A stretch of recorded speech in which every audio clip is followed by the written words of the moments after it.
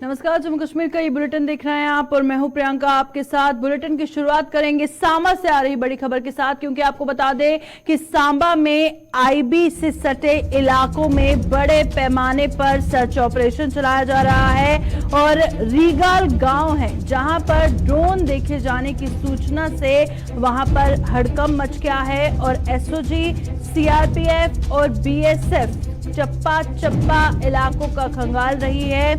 सांबा में आईबी से सटे इलाकों में सिक्योरिटी फोर्सेस द्वारा बड़े पैमाने पर सर्च ऑपरेशन चलाया जा रहा है और जैसे कि उन्हें सूचना मिली थी कि सांबा का रीगाल गांव है जहां पर ड्रोन देखा गया है और ड्रोन देखने की सूचना पर जैसे ही सिक्योरिटी फोर्सेस वहां पर पहुंची, चप्पा चप्पा जो है खंगाला जा रहा है। एसओजी, सीआरपीएफ और बीएसएफ की टीम वहां पर मौजूद है, जो साफ तौर पर आप अपनी स्क्रीन पर देख सकते हैं। तो सांबा का रीगाल गांव है ये, जहां पर ड्रोन देखा गया और ड्रोन देखने के बाद वहां पर हड़कंप मच गया।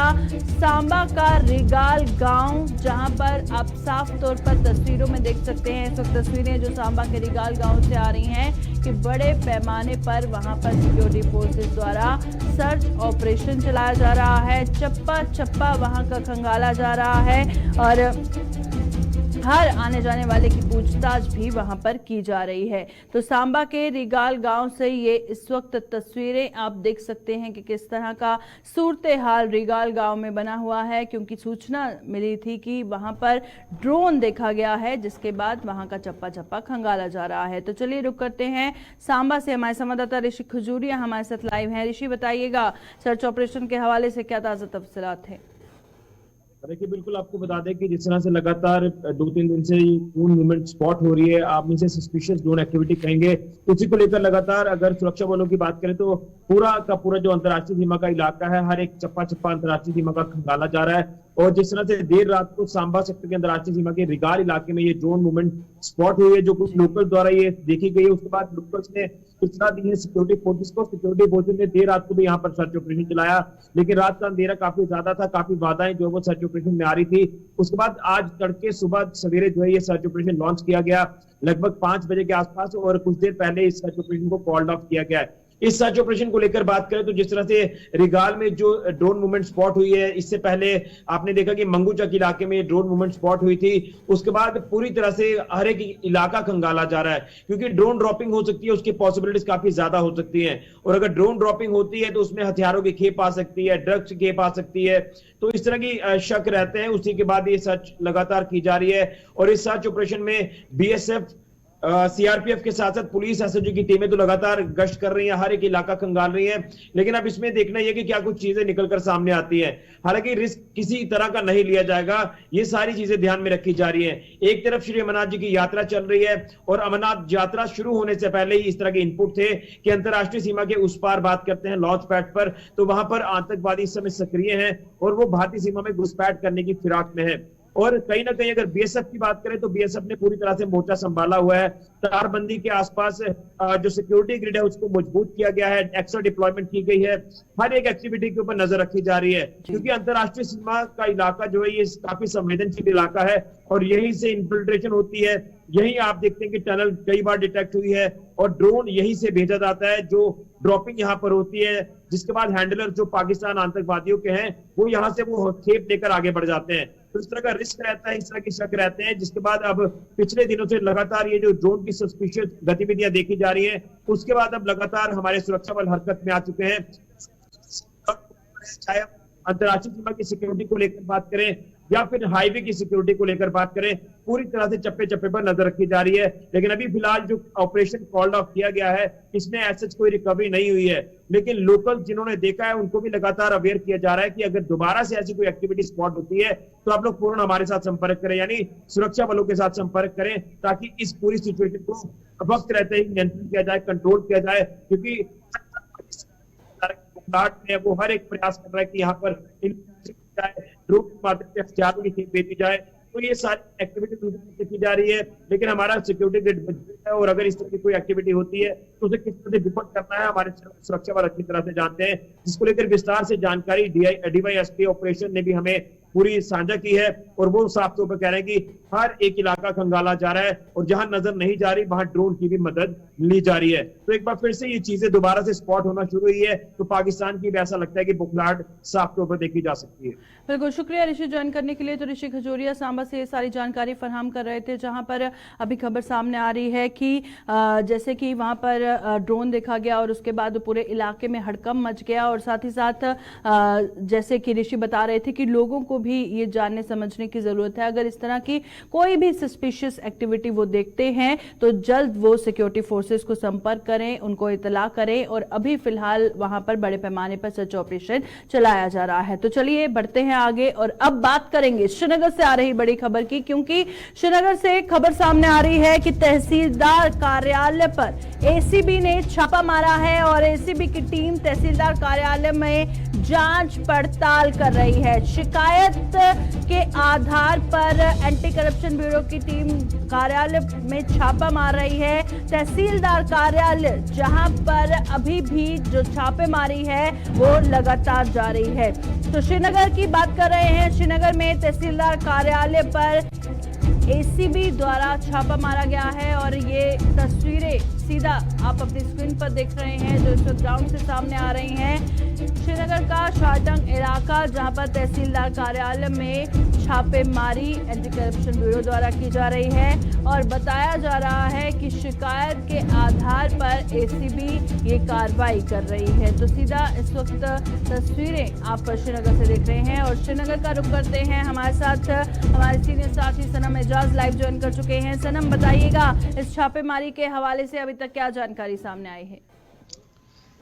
देखिए प्रियंका, ये छापेमारी जो हुई है लगभग 9:30 बजे सुबह हुई है। सुबह 9:30 बजे जो ही हम इस इलाके से गुजर रहे थे तो अचानक हमने देखा कि बाईपास पे जो एसडीएम ऑफिस है वहीं पे तहसीलदार भी बैठता है, तहसीलदार शालटेंग और एसडीएम यहाँ पे बैठते हैं। उनके ऑफिस में बड़ी भागम दौड़ देखने को मिली। कुछ लोग भाग रहे थे, कुछ सर छुपा रहे थे, कुछ इधर उधर। तो हम भी जब वहां पे रुके तो हमें मालूम हुआ कि यहाँ कोई एसीबी की टीम आई और एसीबी की टीम ने पूरे इस बिल्डिंग को घेरे में लिया हुआ है। हम इंतजार करते रहे और इंतजार के दौरान लगभग 15 मिनट के बाद हमने देखा कि ऊपर से जो तहसीलदार हैं, तहसीलदार शालटेंग, उन्हें वहां से एसीबी की टीम ने अपने साथ उतारा और अपनी गाड़ी में लेके चले गए।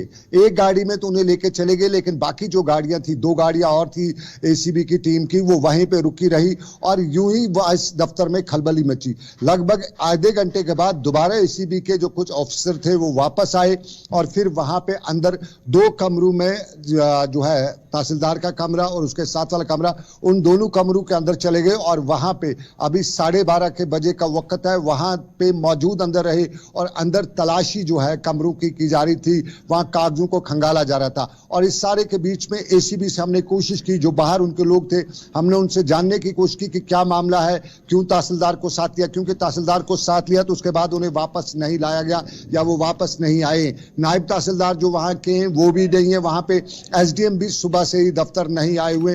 तो कुल मिला के वहां पे जो हमने सिचुएशन देखी, उस सिचुएशन में हमें अंदाजा तो हो गया कि कुछ बड़ी कार्रवाई है, लेकिन हमने कुछ अधिकारियों से पूछा, ऑफ द रिकॉर्ड हमने बताया कि बड़ी मछली जो है वो जाल में फंसी है। अब ये बड़ी मछली कौन है अभी हमें मालूम नहीं हो सका है, लेकिन साफ जाहिर है एसडीएम का ऑफिस, ये जो तहसीलदार का ऑफिस जो शालटेंग का है, बहुत बदनाम था। काफी समय से बड़े लोगों की शिकायतें आती रहती थी और इससे पहले ये शालटेंग में हुआ करता था। इसको तहसीलदार शालटेंग ही कहते हैं और शालटेंग में इसका ऑफिस था।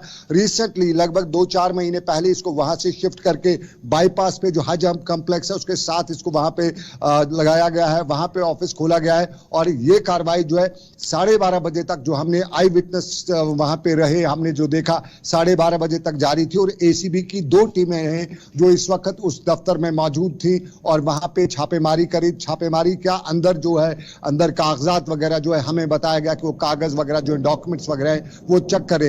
एक सोर्स ने हमें ये भी बताया, सोर्स हम नहीं कहेंगे बल्कि अधिकारी जो है वो एक अधिकारी हैं हमें एसीबी के, उनसे हमें मालूम हुआ, चूंकि वो बाहर थे, ड्यूटी पे थे और वो अंदर किसी को परमिट नहीं कर रहे थे उन कमरों की तरफ। तो उन्होंने बताया कि एक बड़ी मछली है और लगभग एक अंदाजा है, कुछ लोग कहते हैं कि 2 लाख रुपए लेके कोई रेड हैंडेड पकड़ा गया है। अब ये मालूम नहीं है कि रियल में ये, कुछ वहां पे लोग कह रहे थे कि 2 लाख रुपए की रिश्वत लेते हुए रेड हैंडेड कोई पकड़ा गया है। अब ये कौन पकड़ा गया है ऐसा मालूम मालूम नहीं उसका, लेकिन जो हमने अपनी आंखों से देखा वो हमने देखा कि तहसीलदार शाल्टेन को एसीबी की जो टीम थी वो लेके आई, लगभग 15 मिनट के बाद लेके आई और 15 मिनट के बाद उन्हें अपनी गाड़ी में बिठा के ले गई। और उससे बाद ये लगभग 10 बजे का वाक़ा है और 10 से 12:30 बजे तक वो वापस नहीं आए थे। ना ही नायब तहसीलदार आया था और ना ही एसडीएम दफ्तर में आया था। कुछ क्लर्क थे वो वहां पे थे, बाकी जो कुछ और क्लर्क थे उन्होंने भी खिसकने में बेहतरी समझी। तो ओवरऑल इस वक्त पूरे इस दफ्तर में छापेमारी जो है वो चल रही है। बिल्कुल, तस्वीर थोड़ी देर बाद सामने होगी जब सारी जानकारी आएगी। सनम, पर जिस तरह से आपने भी जिक्र किया कि काफी देर से यहाँ पे लोगों की शिकायतें आ रही थी और अब जबकि कार्रवाई एसीबी द्वारा की गई है और इससे पहले लोगों से भी आपने बातचीत की होगी, तो किस तरह की शिकायतें उनके द्वारा आ रही थी?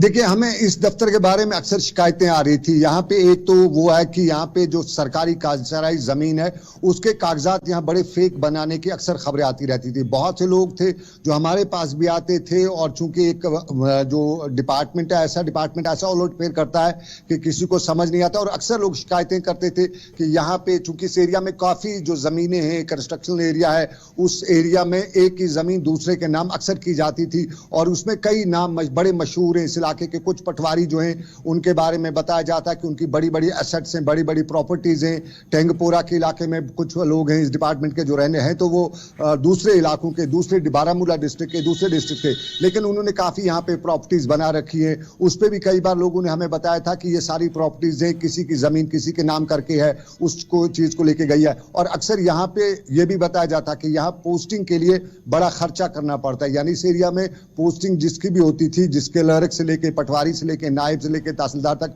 उसको बड़ा खर्चा करना पड़ता था क्योंकि यहाँ बड़ा सोर्स ऑफ इनकम था। तो बड़ा सुर्खियों में रहा करता है ये एरिया। और इस एरिया में आज लगभग ये पहली बार इस तरह की कार्रवाई हो रही है। और कुछ लोग जो बाहर थे उस दफ्तर के बाहर, जिनसे हमारी बात हुई, आज पहली बार बड़े खुश नजर आ रहे थे और कुछ लोग हाथ उठा उठा के एसीबी को और एलजी साहब को दुआएं दे रहे थे कि आज पहली बार कोई कार्रवाई यहाँ पे हुई है। बिल्कुल, बहुत बहुत शुक्रिया सनम ज्वाइन करने के लिए। तो जिस तरह से सनम एजाज हमें रूबरू करवा रहे थे श्रीनगर से आ रही बड़ी खबर के साथ, और जैसे कि तहसीलदार कार्यालय में एसीबी ने छापेमारी की है और अब लोगों को उम्मीद है कि जिस तरह की मुश्किलात वो वहां पर झेल रहे थे, जो वहां पर लगातार शिकायतें आ रही थी, अब थोड़ी देर बाद तस्वीर सामने आएगी। पर सोर्सेज के हवाले से जैसे सनम ने बताया कि बताया जा रहा है कि कोई ऑफिशियल 2 लाख रुपए रिश्वत लेते हुए रंगे हाथों पकड़ा गया है। और चलिए बढ़ते हैं आगे और अब बात करेंगे जिस तरह से खाद्य पदार्थों पर 5% जीएसटी से विपक्ष आग बबूला हुआ है। और इससे पहले भी हमने आपको खबर दिखाई थी, कई व्यापारी सड़कों पर उतरे हैं, सरकार के खिलाफ नारेबाजी कर रहे हैं और उसी के चलते आज कुछ विपक्षी पार्टियां भी आग बबूला होते हुए नजर आई। जम्मू कश्मीर प्रदेश कांग्रेस ने सरकार को जमकर लताड़ लगाई है और कांग्रेस नेताओं और कार्यकर्ताओं ने जम्मू में जोरदार प्रदर्शन किया है। तो खाद्य पदार्थों पर जो 5% जीएसटी लगाने का सरकार का फैसला है, उस पर आप साफ तौर पर तस्वीरों में देख सकते हैं कि किस तरह से जम्मू कश्मीर प्रदेश कांग्रेस जो है वो सरकार के खिलाफ नारेबाजी कर रही है। कांग्रेस नेता और कार्यकर्ता जम्मू में जोरदार प्रदर्शन कर रहे हैं और जीएसटी 5% जीएसटी के खिलाफ, जो खाद्य पदार्थों पर लगा है 5% जीएसटी, उसके खिलाफ जो है सरकार के खिलाफ नारेबाजी करते हुए नजर आ रहे हैं। और आपको रूबरू करवा रहे हैं हम, जहां पर एक तरफ हमने बताया था कि व्यापारी किस तरह से गुस्साए हैं, उन्होंने भी प्रदर्शन किया था हाल ही में। अब विपक्षी पार्टियां भी आग बबूला होती हुई नजर आ रही हैं, जो इस वक्त आप स्क्रीन पर दे सकते हैं। तो चलिए रुक करते हैं जम्मू का। हमारी संवाददाता रितिका राजपूत हमारे साथ लाइव है। रितिका, बताइएगा, इससे पहले आपने खबर बताई थी कि व्यापारी किस कदर नाराज हैं और अब विपक्षी दल भी, विपक्षी पार्टी जो है वो भी अब सड़कों पर उतरी है, सरकार के खिलाफ नारेबाजी कर रही है, और क्या जानकारी है? आपको बता देना चाहा गया है 5% से लेके 18% तक जो ऑल पैक्ड और लेबल्ड फूड आइटम्स हैं उनके विरोध में प्रदर्शन जो है वो आज सड़कों पे किया गया। और ये प्रदर्शन कांग्रेस पार्टी की तरफ से आज जम्मू में किया गया, जिसमें तमाम कार्यकर्ता समर्थक जो थे वो शामिल थे। और रमन बल्ला जो कि एक लंबे समय से कांग्रेस पार्टी के साथ जुड़े हुए हैं, उन सब ने बीजेपी सरकार पे सीधे साफ शब्दों में निशाना साधा है। और उसने कहा है कि ये कुंभकर्ण सरकार है, इसे जगाने की जरूरत है, जिन्होंने जीएसटी टैक्स लगा के कंज्यूमर्स की मुसीबतें जो है वो बढ़ा दिया। बिल्कुल। अब क्या कुछ कहना है इनका, जैसे कंज्यूमर्स के मुसीबतें बढ़ गई हैं, व्यापारी वर्ग परेशान है, अब क्या कहना है, जब तक ये फैसला वापस नहीं लिया जाएगा क्या यूं ही प्रदर्शन जारी रहेगा? जी बिल्कुल, इनका कहना है कि ये जीएसटी जो बढ़ाया गया है 5 से लेकर 18%, इसे वापस लिया जाए, पुनः विचार किया जाए, सोच विचार करके आम जनता के हित में सोच के फिर फैसला जो है वो दोबारा से लिया जाए, वरना प्रदर्शनों का सिलसिला जो है वो जम्मू की सड़कों पे लगातार देखने को मिलेगा और वो सरकार के खिलाफ बार बार प्रदर्शन जो है वो करते ही रहेंगे। बिल्कुल, शुक्रिया रितिका ज्वाइन करने के लिए। रितिका राजपूत जम्मू से ये जानकारी दे रहे थे कि विपक्षी दल भी कितना गुस्सा हुआ नजर आ रहा है जो जीएसटी 5% खाद्य पदार्थों पर लगाने का सरकार ने फैसला किया है। तो चलिए बढ़ते हैं आगे और अब बात करेंगे, जिस तरह से सावन का महीना चल रहा है और भोलेनाथ के मंदिरों में श्रद्धालुओं की भीड़ उमड़ी नजर आ रही है और सावन के पहले सोमवार को शिव मंदिरों में जगह जगह हर मंदिर में जो है भीड़ उमड़ी श्रद्धालुओं की नजर आई। शिवखोड़ी धाम में श्रद्धालुओं के लिए खास बंदोबस्त किए गए हैं और शिवखोड़ी धाम में दूर दूर से शीश नवाने के लिए श्रद्धालु पहुंचे हैं। बात करें अगर शिवखोड़ी की काफी मान्यता है और श्रद्धालु सावन के महीने में ज्यादातर वहां पर भोलेनाथ के दर्शन करने के लिए जाते हैं और शिवखोड़ी धाम में श्रद्धालुओं के लिए खास बंदोबस्त किए गए हैं और सीधा तस्वीरें इस वक्त शिवखोड़ी से आप अपनी स्क्रीन पर देख रहे हैं, जहां पर आप देख सकते हैं सावन के महीने में साथ सजावट मंदिर की किस तरह से की गई है। श्रद्धालुओं की भीड़ उमड़ी नजर आ रही है और जगह जगह से जो श्रद्धालु हैं वो भोलेनाथ के आगे शीश नवाने के लिए वहां पर पहुंचे हैं और जैसे कि सावन के महीने में काफ़ी ज़्यादा रश वहां पर रहता है तो तमाम श्रद्धालुओं के लिए जो बंदोबस्त हैं वो वहां पर किए गए हैं। तो सीधा शिवखोड़ी से ये तस्वीरें आप अपनी स्क्रीन पर देख रहे हैं और शिवखोड़ी धाम में दूर दूर से शीश नवाने के लिए जो श्रद्धालु हैं वो वहां पर पहुंचे हैं। तो बात कर रहे हैं हम रियासी में जो शिवखोड़ी धाम है, काफ़ी मान्यता है इसकी और इस गुफा में बाबा जिस तरह से भोलेनाथ के दर्शन करने के लिए कई श्रद्धालु सावन के महीने में पहुंचते हैं और सीधा तस्वीरें आप देख रहे हैं भोलेनाथ के दर्शन कर रहे हैं। तो चलिए रुक करते हैं रियासी का, हमारे साथ संजीव हमारे संवाददाता ज्वाइन कर चुके हैं। संजीव बताइएगा, सावन के महीने में काफ़ी जो श्रद्धालु हैं वो भोलेनाथ के आगे शीश नवाने के लिए पहुंचते हैं, किस तरह के इंतजामात प्रशासन की तरफ से किए गए हैं तमाम श्रद्धालुओं के लिए? जी प्रियंका जी, अगर मैं बात करूं तो जहां जहां भोले शंकर के स्थान है वहां वहां आज अगर देखा जाए तो भक्तों का तांता लगा हुआ है। अगर हम बात करते हैं शिवखोड़ी स्थान की तो जहां जो भोले बाबा का इतना पवित्र स्थान है, लाखों हजारों श्रद्धालु जो जहां पे माथा टेकने के लिए आते हैं। पर अगर आज विशेष दिन की बात की जाए, सावन महीने का पहला सोमवार है, आज हजारों की संख्या में जो शिवखोड़ी भोले बाबा के दर्शन के लिए आ रहे हैं और कहीं ना कहीं अगर भीड़ की बात करें तो काफी राशि देखने को मिल रहा है और काफी लोगों को जो उत्साह है भोले बाबा के प्रति। जी बिल्कुल, शुक्रिया संजीव ज्वाइन करने के लिए। तो रियासत से संजीव हमारे संवाददाता ये जानकारी दे रहे थे, भोले बाबा के दर्शनों के लिए जो भी श्रद्धालु पहुंच रहे हैं उनके लिए तमाम बंदोबस्त किए गए हैं। तो चलिए अब बढ़ते हैं अगली खबर की ओर।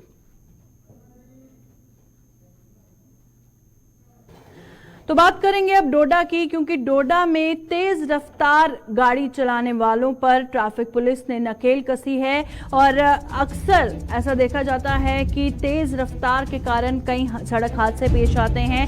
आए दिन पेश आ रहे हादसों के मद्देनजर ये बड़ी मुहिम ट्रैफिक पुलिस द्वारा चलाई जा रही है। यातायात के अन्य नियम तोड़ने वालों पर भी जो शिकंजा है वो कसा जा रहा है। डोडा में तेज रफ्तार के खिलाफ ट्रैफिक पुलिस एक्शन मोड पर नजर आ रही है और लगातार जो ग्राफ बढ़ता जा रहा है एक्सीडेंट्स को लेकर, उसके चलते ज़रूरत भी है इस तरह के कदम उठाने की, क्योंकि अगर कोई हादसा होता है तो उसके पीछे कोई ना कोई लापरवाही ज़रूर होती है, चाहे हम तेज़ रफ्तार की बात करें या फिर बाकी ट्रैफिक रूल्स की जो वायलेशन की जाती है, कहीं ना कहीं लापरवाही होती है तभी हादसा होता है। और जो खास तौर पर तेज़ रफ्तार गाड़ियाँ चलाते हैं या 2 व्हीलर्स चलाते हैं तो सबसे बड़ा कारण वही होता है हादसे का।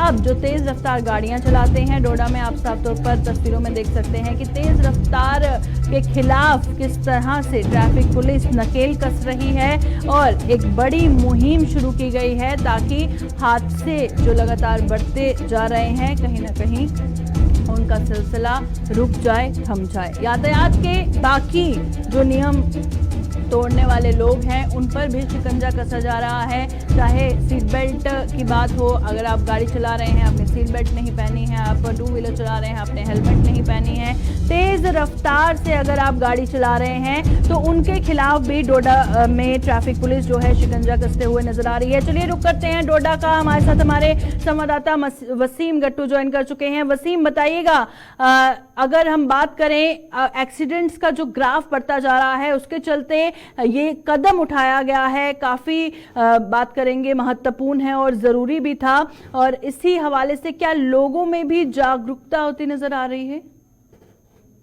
बिल्कुल, देखिए आज सुबह से हम देख रहे हैं कि ट्रैफिक पुलिस जो है उन लोगों पे शिकंजा कस रही है जो लोग जो वायलेटर्स शहर के अंदर काफी सब देखने को मिल रहे हैं। माइनर बच्चे शहर के अंदर जो ड्राइविंग करते हैं, उनके पास लाइसेंस नहीं है, कुछ नहीं है, तो उनके ऊपर एक बहुत बड़ी मुहिम जो है ट्रैफिक पुलिस ने चलाई हुई है।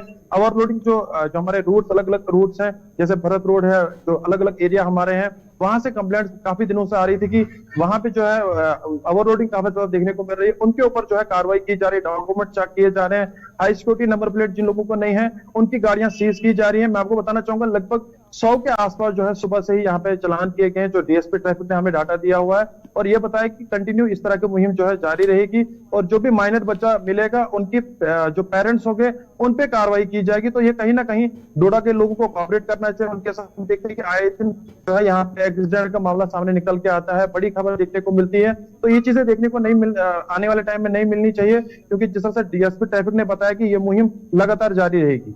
शुक्रिया वसीम ज्वाइन करने के लिए। तो वसीम जिस तरह से बता रहे थे कि ट्रैफिक पुलिस की जो ये मुहिम है वो लगातार जारी रहेगी ताकि लोगों में जागरूकता हो, और एक्शन मोड पे पुलिस आएगी तभी लोग समझेंगे कि ट्रैफिक रूल्स को वायलेट करना सिर्फ और सिर्फ खतरे को न्योता देना होता है।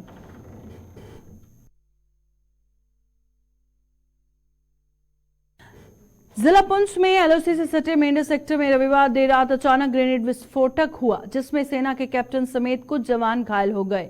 घायलों की गंभीर हालत को देखते हुए उन्हें प्राथमिक उपचार के बाद उधमपुर स्थित सैन्य अस्पताल ले जाया गया, जहां सेना के एक कैप्टन समेत एक जेसीओ ने इलाज के दौरान दम तोड़ दिया। ग्रेनेड फटने के कारणों का अभी तक पता नहीं चल पाया है, और बताया जा रहा है कि इस ग्रेनेड विस्फोटक में करीब 7 सैनिक घायल हुए, और ग्रेनेड फटने की इस घटना के बाद वहां अफरा तफरी का माहौल व्याप्त हो गया, और साथ लगते गांव में रहने वाले लोग भी दहशत में आ गए। सेना के प्रवक्ता ने भी इस बात की पुष्टि की है कि यह ग्रेनेड विस्फोट ड्यूटी के दौरान हुआ, और इस घटना की जानकारी मिलते ही रात को ही पुलिस टीम भी मौके पर पहुंच गई, और एफएसएल टीम ने घटनास्थल से सैंपल उठा लिए। ये ग्रेनेड विस्फोट किन परिस्थितियों में हुआ उसका पता लगाया जा रहा है। फिलहाल इस संबंध में मामला दर्ज कर जांच शुरू कर दी गई है।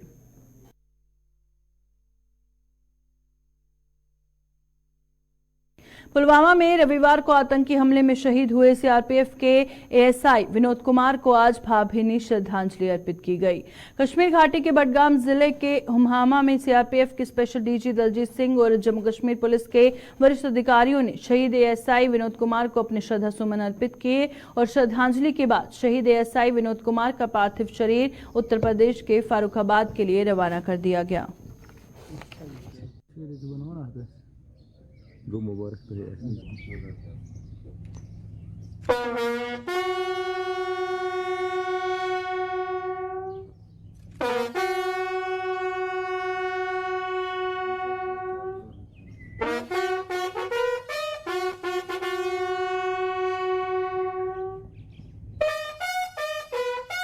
जैसे कि आप जानते हैं कि एक दुखद घटना में एएसआई विनोद कुमार शहीद हुए हैं। हमारा पूरा प्रयास रहेगा कि जल्द से जल्द इस केस को वर्कआउट हो, और जो मुलजिमान हैं इसमें इनके द्वारा ये घटना की गई है उनके खिलाफ सख्त कार्रवाई जल्द से। आरटीसी हुमामा में आज रेस्लिंग सेरेमनी हुई, जो कि शहीद हुए कल विनोद कुमार एएसआई जो सीआरपीएफ 181 बटालियन के थे, और उनको जो है फौज, CRPF, BSF, Jammu Kashmir police की तरफ से खराज अकीदत पेश किया गया, और जो उनकी जसदी खाकी है उनको अपने आबाई शहर वापस भेज दिया गया। JK 24/7 के लिए मैं बड़गाम से ज़हूर। सिलेक्शन लिस्ट जारी करने की मांग को लेकर फाइनेंस अकाउंट असिस्टेंट के अभ्यर्थियों ने आज 5वें दिन भी जम्मू में प्रदर्शन किया और सरकार के विरुद्ध जमकर नारेबाजी की। प्रदर्शन कर रहे अभ्यर्थियों का आरोप था कि पिछले 5 दिनों से वो सिलेक्शन लिस्ट जारी करने को लेकर प्रदर्शन कर रहे हैं, लेकिन सरकार ने अभी तक उनकी इस मांग को लेकर कोई कदम नहीं उठाया। इन लोगों का आरोप है कि भीषण गर्मी के चलते प्रदर्शन कर रहे कई अभ्यर्थी बीमार होकर अस्पताल पहुंच गए, लेकिन सरकार उनकी सुध लेने के लिए कोई कदम नहीं उठा रही। अभ्यर्थियों ने चेतावनी दी कि जब तक उनकी सिलेक्शन लिस्ट जारी नहीं होती तब तक वो अपना प्रदर्शन यूं ही जारी रखेंगे। हम लोग खुद दे रहे हैं अपना एफिडेविट, बोल रहे हैं कि अगर हम कोई सीबीआई करवाओ, हम लोग खुद अगर हमारा निकलता है हमें बाहर निकाल दो। हमने बोला क्या कि नहीं करो, हम सीबीआई इंक्वायरी किसने बोला? कोई है यहाँ पे कोई बच्चा जिसने कभी भी मीडिया में 4 दिन से बोला हो कि नहीं हम लोग सीबीआई इंक्वायरी नहीं चाहते? सब चाहते हैं सीबीआई इंक्वायरी, हम तो चाह रहे हैं, ये करवा ही नहीं रहे हैं। चाह तो हम रहे हैं, कोई आया सीबीआई वाला? कोई नहीं आया सर। ये सब जस्ट ऐसे ही मजाक चल रहा है बच्चों के साथ। हम 5 दिन से यहाँ पर बैठे हुए हैं, या तो गवर्नमेंट हमें बेवकूफ़ बना रही है या तो हमें हमारी सिलेक्शन लिस्ट चाहिए सर, हमें कुछ नहीं पता। अगर ऐसा कुछ है भी तो हमें यार क्लियर करके निकालो बाहर। क्यों इतनी देर से हमें बेवकूफ़ बनाया जा रहे हो? हम लोग बेवकूफ़ थोड़ी 2 साल से मेहनत कर करके यहाँ आज अब गटरों में बिठा दिया हम लोगों को। 5वां दिन है सर, ना कोई पूछने आता, ना कोई ट्वीट करता, ना कोई इन्फॉर्मेशन मिलती है। जिसको पूछो आगे से बोलता है ऐसा कुछ नहीं है। यार ऐसा कुछ नहीं, तो एक बार ट्वीट करके तो दे दो ना यार। हर बार आप लोग ऐसे हमें बेवकूफ़ बनाया जा रहे हो। पहले एसआई का कर दिया, आप एफए का कर रहे हो। इसका क्या भरोसा कि पीछे आने वाली वैकेंसी को नहीं करोगे आप लोग? पकड़ा तो एक नहीं गया। आप एक गवर्नमेंट ऑफिशियल को बाहर निकाल के देखो, इससे स्कैम किया दिखाओ, कि किसी एक को तो दिखाओ। हम लोगों के ऊपर ठोपे जा रहे हो हर बार। अगर सर सुनो मेरी बात, मैं सीधे एलजी साहब अगर सुन रहे हैं ना, अगर एक बंदा भी मर गया ना उसका जिम्मेदार वो लोग होंगे। हमारे पास दूसरा ऑप्शन कोई नहीं है। और जो ये लोग बोलते हैं ना पैसा दिया है, सामने आओ ना यार। हमारी शक्लें लग रही पैसा देने वाले, हमारे पास पैसा होता हम उधर नहीं बैठे होते। हम लोग क्यों इधर सड़कों पे आगे होते? हम लोग बेवकूफ थोड़ी है, 2-2 लिस्टों के पैसे देंगे हम लोग। 2-2 साल से मेहनत कर रहे हैं, हमारा 2-2 साल का रिकॉर्ड उठा के देख लो। हम लोग कोई बेवकूफ है यहाँ पर? पढ़ा लिखा यूथ है, लीडर और यूथ में फर्क नहीं पता लगता, स्टूडेंट और उसमें लीडर में। हम लोगों को बेवकूफ बनाया जा रहे हो डेली। इधर से कुछ नहीं होगा, उधर से कुछ नहीं होगा। क्यों नहीं होगा यार? क्या गलती कर दी हम लोगों ने? हम सिलेक्ट हो गए, माफी मांगते हैं जनाब, दोबारा नहीं देंगे पेपर। पर एक बार तो सोच लो हमारे बारे में। एलजी साहब ऐसे गवर्नर कहाँ है? गवर्नर साहब सुन लो हमारी भी यार।